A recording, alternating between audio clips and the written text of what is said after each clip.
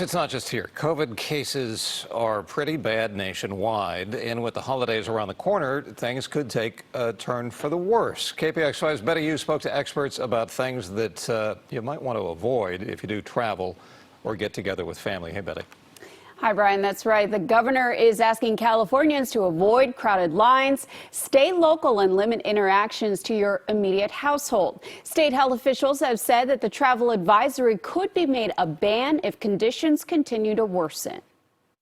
A strict travel advisory from Governor Gavin Newsom is coinciding with what would normally be the busiest travel period of the year. The governors of Oregon and Washington also urge people to avoid non-essential out-of-state travel. And if you leave the region, quarantine for 14 days upon return. I think it's a great recommendation. However, I don't think people will follow it. I think people at the end of the day, they're going to do what they would like to do.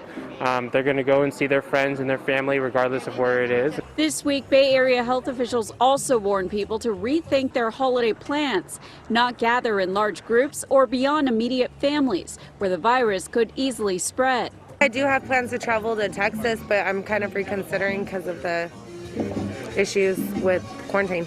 Hayward resident Melissa Tilton said it wouldn't be practical for her to quarantine for 2 weeks. I mean, that's going to make it hard for people that have their own business and don't work from home. Travel website The Points Guide says people itching to get away may also find it hard to resist cheap holiday deals. A lot of Californians are doing the right thing in general. A lot of people have canceled Thanksgiving plans, but let's be honest. I mean, there is a lot of coronavirus fatigue and people are not always wearing a mask like they should, even though we're in the middle of a surge that's potentially worse. The state says cases are rising 20% faster than they were toward the beginning of the pandemic. Consider staying close to home, staying at home, staying with their household, experiencing loved ones virtually. If you do decide to travel, keep in mind that airplanes themselves are less risky than the airports, according to Stanford primary care physician Stacy Valander.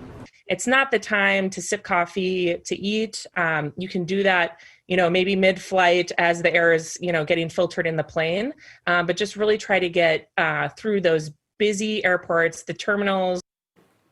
One of President-elect Biden's advisors also urged Americans to avoid traveling over Thanksgiving, saying that it's sort of like pouring gasoline on a fire. Juliet?